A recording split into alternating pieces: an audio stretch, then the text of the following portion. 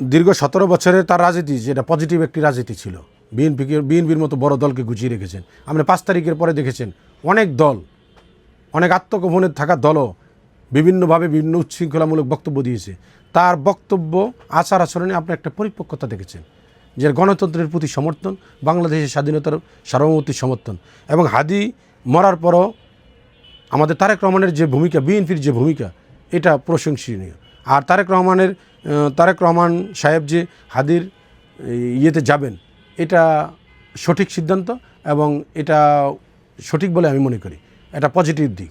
এটা নিয়ে যারা এতদিন সমালোচনা করতে যেন না, তারা হলো যারা হাদি যারা বর্তমান যারা রয়েছে গণতন্ত্রের পক্ষে কথা বলে, ইয়াং জেনারেশন যারা রয়েছে, তাদেরকে বিএনপি ধারণ করে না। বিএনপি ধারণ করে, বিএনপি যারা দেশের জন্য, গণতন্ত্রের জন্য, রাষ্ট্রের জন্য কথা বলে, তাদের জন্য আসে। তারেক রহমান যে হাদির কবর জিয়ারত করে, এটাই প্রমাণ করে যে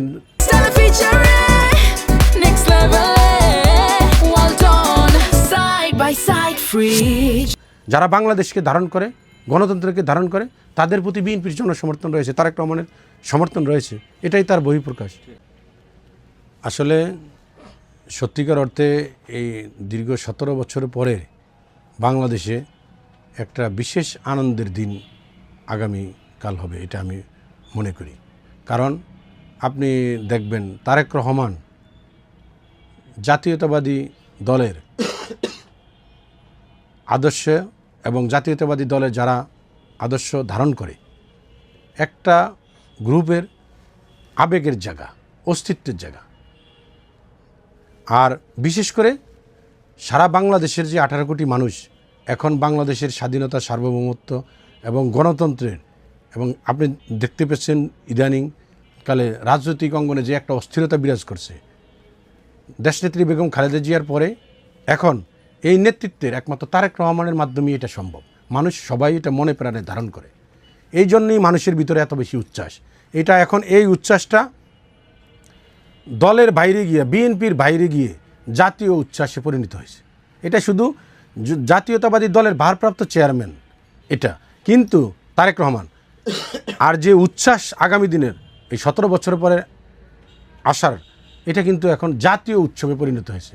কারণ তার এই বাংলাদেশের যে বর্তমান রাজনৈতিক প্রেক্ষাপট, গণতন্ত্র, সার্বভৌমত্ব, বহির্বিশ্বের সাথে সম্পর্ক রক্ষা, কূটনৈতিক সম্পর্ক রক্ষা করা, এগুলা একমাত্র তারেক রহমানের নেতৃত্বের মাধ্যমেই সম্ভব।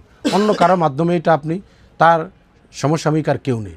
এই জন্য এই উচ্ছ্বাসটা আমি বলবো শুধু জাতীয়তাবাদী দলের বিএনপির মাধ্যমে সীমাবদ্ধ না, এটা সারা বাংলাদেশের 18 কোটি মানুষের একটা উচ্ছ্বাসের, আনন্দের দিনে পরিণত হয়েছে। এই জন্য যেহেতু বলেছে যে কেউ 50 লাখ, আমি মনে করি আরও বেশি লোকের সমাগম হবে এখানে।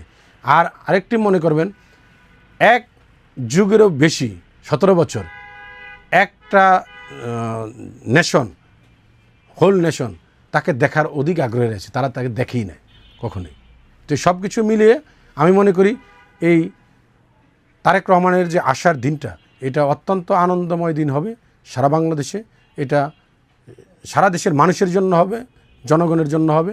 আর এটা গণতন্ত্র, আগামী দিনে গণতন্ত্র প্রতিষ্ঠায়, বাংলাদেশ স্বাধীনতা, সার্বভৌমত্ব রক্ষার বিশেষ প্রতীক হিসাবে এটা আমাদের কাছে দিনটি স্মরণীয় হয়ে থাকবে।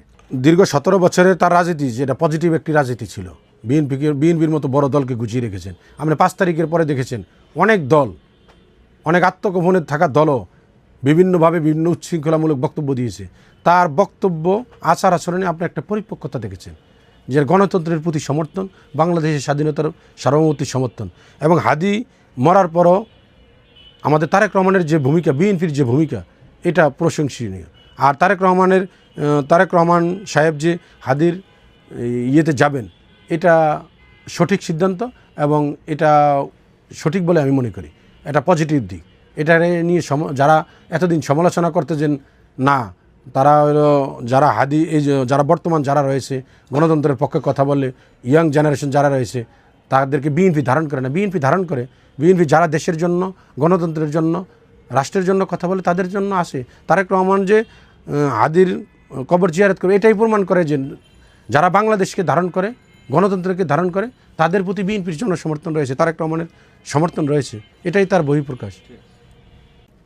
ষড়যন্ত্র তো সবসময়ই চলে আসছে, তার আসবে না, যখন আসে না তখনও একটা গ্রুপ অপপ্রচার চালিয়েছে যে আসে না। আবার যখন আপনারা দেখেছেন সে যখন আসতেছে, এখন আসার দিনক্ষণ ঠিক হয়ে গেছে, তখনও বলতেছে যে আসতেছে এখন অন্যর সাথে আপোষ করে। এগুলো তো হলো যে যারা বাংলাদেশের অস্তিত্বে বিশ্বাস করে না, যারা বাংলাদেশের স্থিতিশীলতা চায় না রাজনীতিতে, গণতন্ত্র প্রতিষ্ঠা করতে চায় না, সুযোগ সুবিধা নিতে চায়, বাংলাদেশকে অস্থিতিশীল করতে চায়, তারাই এগুলো বলে বেড়াচ্ছে। ষড়যন্ত্র হবে, কিন্তু কোনো ষড়যন্ত্রই তারেক রহমানকে রুখতে পারবে না। কারণ তারেক রহমান, আমি বলছি আপনাকে আগেও, যে শুধু এখন জাতীয়তাবাদী দলের নেতার মাধ্যমে নেই, তিনি জাতীয় নেতায় পরিণত হয়েছেন বাংলাদেশের স্বাধীনতা, সার্বভৌমত্ব, গণতন্ত্রের জন্য মানুষ তাকে ধারণ করবে। এটা তো সবসময়ই চলে আসছে, তার আসবে না, যখন আসে না তখনও একটা গ্রুপ অপপ্রচার চালিয়েছে যে আসে না। আবার যখন আপনারা দেখেছেন সে যখন আসতেছে, এখন আসার দিনক্ষণ ঠিক হয়ে গেছে, তখনও বলতেছে যে আসতেছে এখন অন্যর সাথে আপোষ করে। এগুলো তো হলো যে যারা বাংলাদেশের অস্তিত্বে বিশ্বাস করে না, যারা বাংলাদেশের স্থিতিশীলতা চায় না রাজনীতিতে, গণতন্ত্র প্রতিষ্ঠা করতে চায় না, সুযোগ সুবিধা নিতে চায়, বাংলাদেশকে অস্থিতিশীল করতে চায়, তারাই এগুলো বলে বেড়াচ্ছে। ষড়যন্ত্র হবে, কিন্তু কোনো ষড়যন্ত্রই তারেক রহমানকে রুখতে পারবে না। কারণ তারেক রহমান, আমি বলছি আপনাকে আগেও, যে শুধু এখন জাতীয়তাবাদী দলের নেতার মাধ্যমে নেই, তিনি জাতীয় নেতায় পরিণত হয়েছেন বাংলাদেশের স্বাধীনতা, সার্বভৌমত্ব, গণতন্ত্রের জন্য মানুষ তাকে ধারণ করবে।